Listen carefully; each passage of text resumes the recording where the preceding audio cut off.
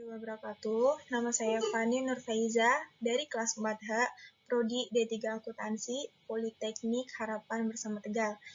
Di sini saya akan mempresentasikan materi tentang 10 aksioma manajemen keuangan. Pengertian dari aksioma manajemen keuangan adalah sebuah pernyataan yang tidak perlu dibuktikan lagi kebenarannya. Ada 10 aksioma dalam manajemen keuangan. Di antaranya yang pertama adalah risk return trade-off. Risk return trade-off merupakan pernyataan yang menunjukkan adanya pertukaran antara resiko dan return, suatu tuntutan konsekuensi dari sebuah sebab.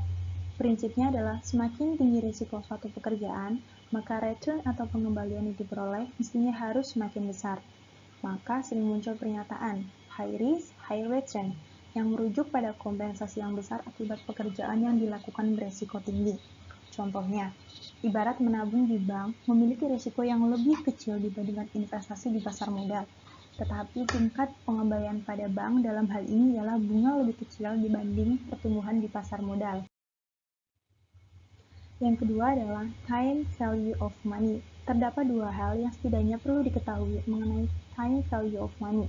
Yang pertama, nilai uang sekarang, dan yang kedua, nilai uang yang akan datang. Time value of money merupakan menerima sejumlah uang di waktu sekarang lebih baik daripada menerimanya dengan jumlah yang sama di masa yang akan datang. Hal ini berkaitan dengan nilai uang yang semakin lama semakin menurun akibat terjadinya inflasi. Penurunan nilai uang inilah yang menjadi salah satu dasar munculnya bunga dalam perbankan sebagai bentuk antisipasi agar nilai uang yang akan datang tidak menurun dari nilai uang sekarang ataupun tahun depan. Maka, lebih baik menerimanya sekarang dengan jumlah yang sama. Di samping inflasi, yang perlu dipertimbangkan adalah resiko, bahwa rentang waktu antara sekarang dan yang akan datang akan banyak terjadi peristiwa yang tidak dapat diduga, di mana setiap peristiwa akan memiliki konsekuensi yang berbeda dan di dalamnya terdapat berbagai macam risiko yang dapat merugikan dan menghilangkan kesempatan untuk memperoleh sejumlah uang. Yang ketiga adalah cash not profit is king, atau kas ialah yang utama, bukan besarnya laba. Dalam pepatah lama dikatakan, profit is king but cash is king.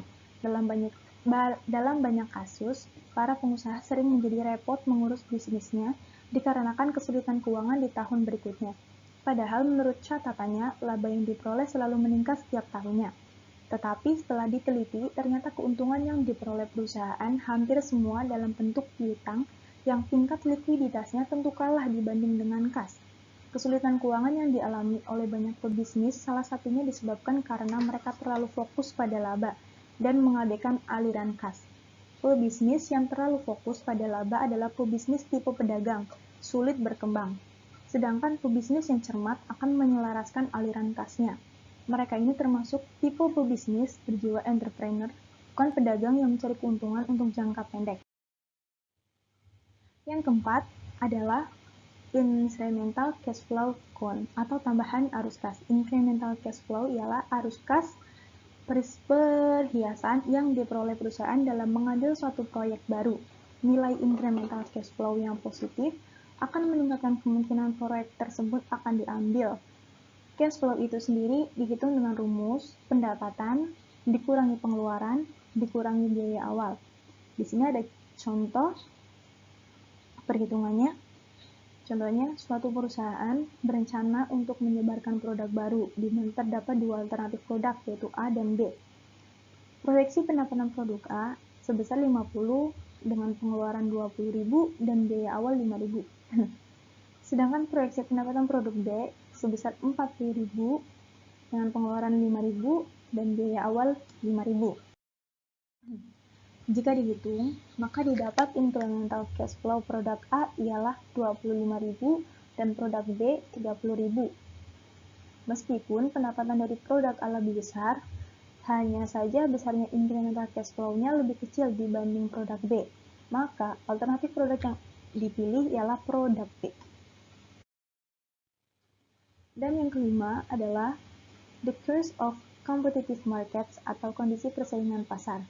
Persaingan yang semakin ketat akan membelah pasar menjadi bagian-bagian kecil, karena semakin banyaknya produsen yang masuk untuk bersaing, maka produk yang sama di pasar yang sama, sehingga mengakibatkan lesunya usaha. Kondisi ini mengisyaratkan bahwa tidak selamanya laba dapat diperoleh dalam jumlah yang besar. Kecilnya penerimaan laba akan berdampak pada kecilnya tingkat pengembalian investasi. Dan yang keenam adalah efisien capital markets atau pasar modal yang efisien. Maksudnya adalah perusahaan bisa bergerak cepat dan harga yang sempurna atas aktiva finansial yang diperjualbelikan di pasar modal. Capital market atau pasar modal yang efisien adalah pasar modal di mana perusahaan memiliki gerak yang cepat dan harga yang tepat pula. Yang ketujuh adalah the agency problem atau masalah keagenan. Teori keagenan ialah teori yang mengatur hubungan antara pemberi kerja dan peserta citra atau agen. Masalah keagenan dalam konteks administrasi keuangan, pemberi kerjanya ialah pemegang saham, sedangkan bironya ialah manajer. Manajer sebagai biro perusahaan harus sanggup mengelola perusahaan, sehingga sanggup memperlihatkan keuntungan untuk para pemegang saham. Masalahnya seringkali manajer tidak bekerja untuk kepentingan para pemegang saham.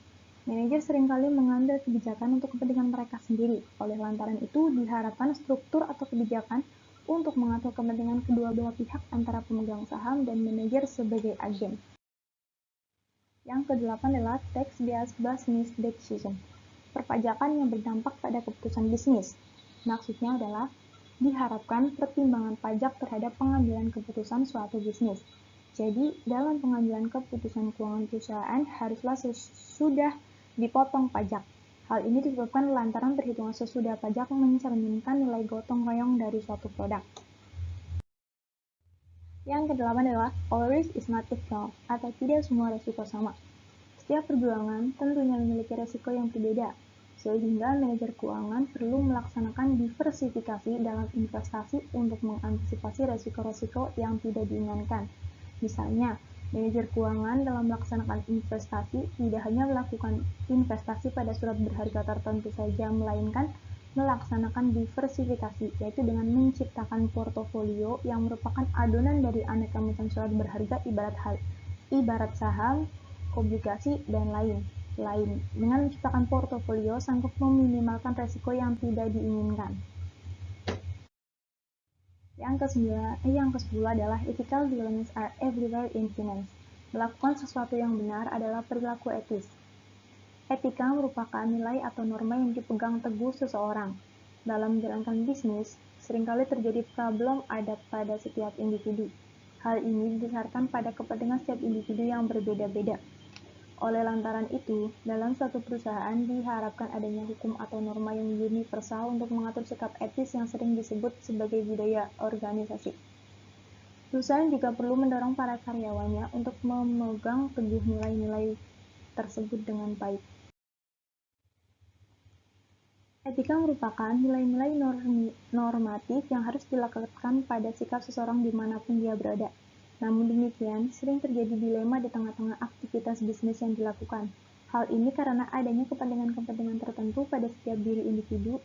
Untuk itu, pada setiap perusahaan selalu ada aturan nilai universal yang sering disebut budaya perusahaan sebagai bentuk dan upaya perusahaan mengarahkan karyawannya agar memegang teguh nilai-nilai yang baik. Kesalahan etis walaupun dapat dimaafkan, tetapi akan dapat juga membunuh karir seseorang karena biasanya pelanggar etika akan mendapat hukuman sosial disebabkan pelanggaran etika merupakan pertaruhan integritas yang dibutuhkan sebagai nilai budaya perusahaan. Terima kasih. Sekian presentasi dari saya. Mohon maaf apabila ada kata-kata yang salah. Assalamualaikum warahmatullahi wabarakatuh.